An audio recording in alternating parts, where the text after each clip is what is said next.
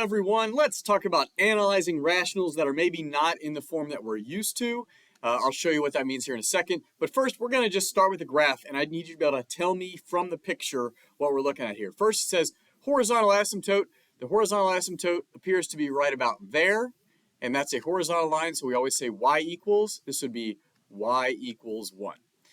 Vertical asymptote is right there. Vertical lines are always x equals. So this would be x equals 2. So you can see there's the horizontal and vertical asymptote. We've been doing that before. Identify the x-intercept. That's right there. That looks like it's 4, 0. We're going to use ordered pairs. And the y-intercept is 0, 2.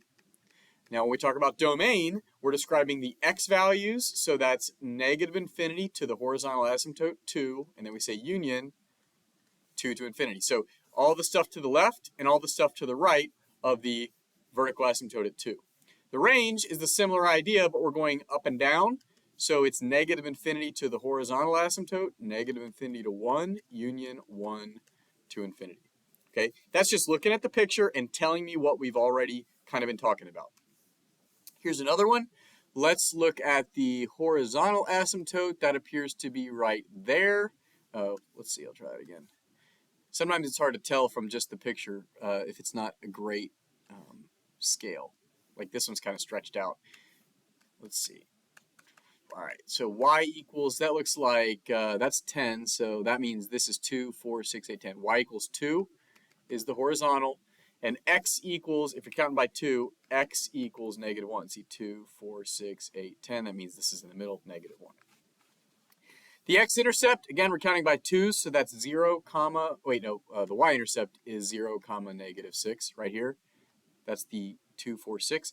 And the x-intercept is at right there. So if you're counting by 2s, that's 2. This is 4. That means this must be 3. 3, 0. So for the domain, negative infinity until the vertical asymptote, negative 1, and then negative 1 to infinity.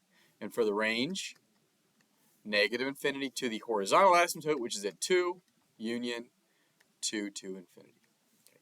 That is all stuff that we've been doing and we've been finding given the equation. But what we're going to do is change the form of these rationals.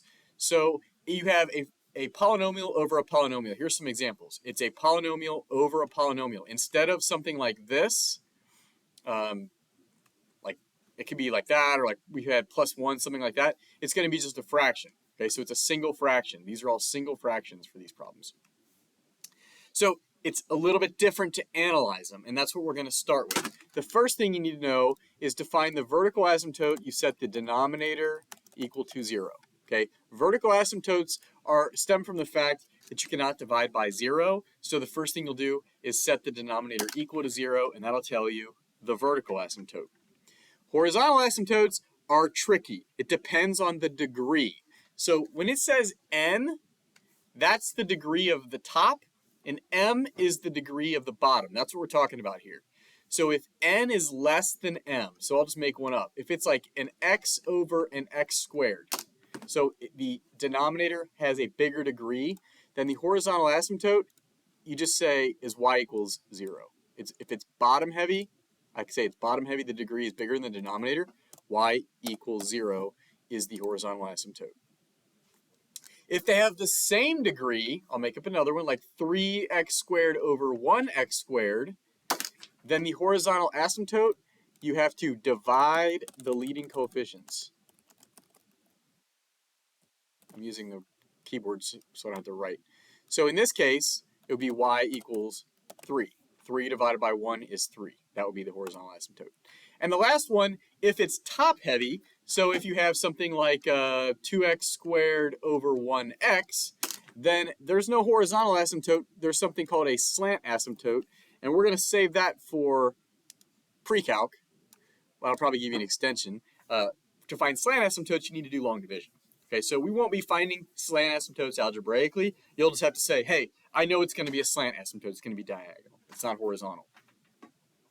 To find the x-intercepts, if you want to find the x-intercepts, you set the numerator. That's the top of the fraction equal to 0.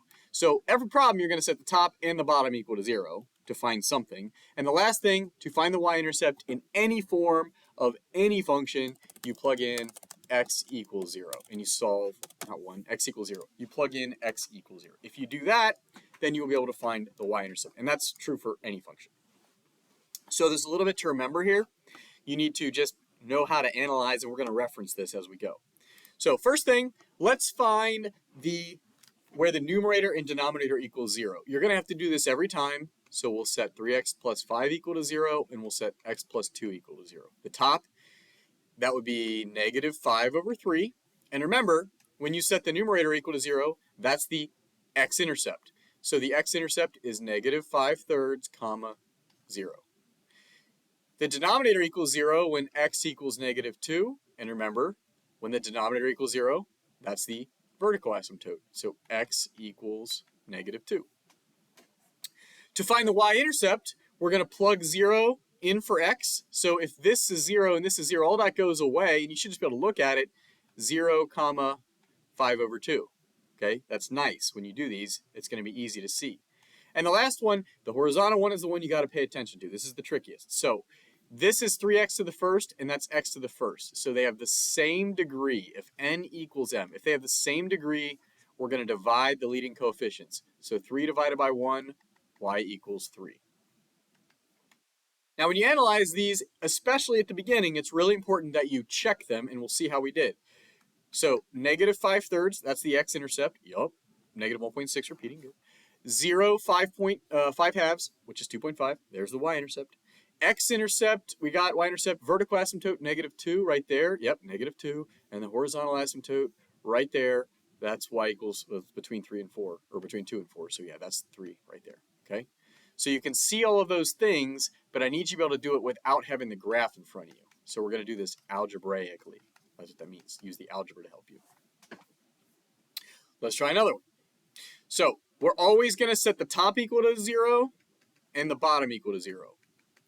That's two things we can do. This is dots, x plus 1, x minus 1, which means there's actually two vertical asymptotes. No, these are x-intercepts. The top is 0, two x-intercepts, negative 1, positive 1. It hits the x-axis twice. That's going to happen. When you set the denominator equal to 0, you get negative 3 halves. That's the vertical asymptote, negative 3 halves. Y-intercept, if you plug in 0, negative 1 divided by 3, we'll just say negative 1/3. That's the y-intercept. And the last one, see how it's got x squared in the top and x to the first in the bottom? So if it's top heavy, then we say there is no horizontal asymptote, but there is what's called a slant asymptote. So for this problem, I'm going to say there is none. There is a slant asymptote. And I'll show you what that picture looks like now. Ooh, fancy. Okay, so x-intercepts are good, negative 1, positive 1. Y-intercept, negative 1/3. Yep, good. And the last thing, the slant asymptote, this guy right here, that is called a slant asymptote. It's diagonal. Do we get the vertical asymptote? That's negative 1. That's negative 2. Right in the middle. Negative 3 halves. Sweet. So there's your vertical asymptote. Okay. But again, we don't say, we're not going to find it. We're just going to say there is a slant asymptote. One more. So we're going to set the top equal to 0. X minus 1 equals 0. That's x equals 1. That's your x-intercept. Denominator equals 0. That's dots. X plus 2, x minus 2. So that's either negative 2 or positive 2. Now, this is when the denominator is 0. So those are vertical asymptotes. We haven't seen one like this that has two vertical asymptotes. The y-intercept, if you plug in 0, negative 1 over negative 4 becomes positive 1/4. And the last thing, this one is bottom heavy. The degree is bigger in the denominator. So if it's bigger in the denominator, that's this case, we say the horizontal asymptote is y equals 0. So y equals 0. Let's look at that one. Ooh, two vertical asymptotes. So you can see there's a vertical asymptote at negative 2 and at positive 2. Cool. There's a horizontal asymptote, the x-axis, y equals 0. And then the intercepts are 0.25, that's right there, 0, 0.25. And then positive 1 is the x-intercept. So we got them all. Okay.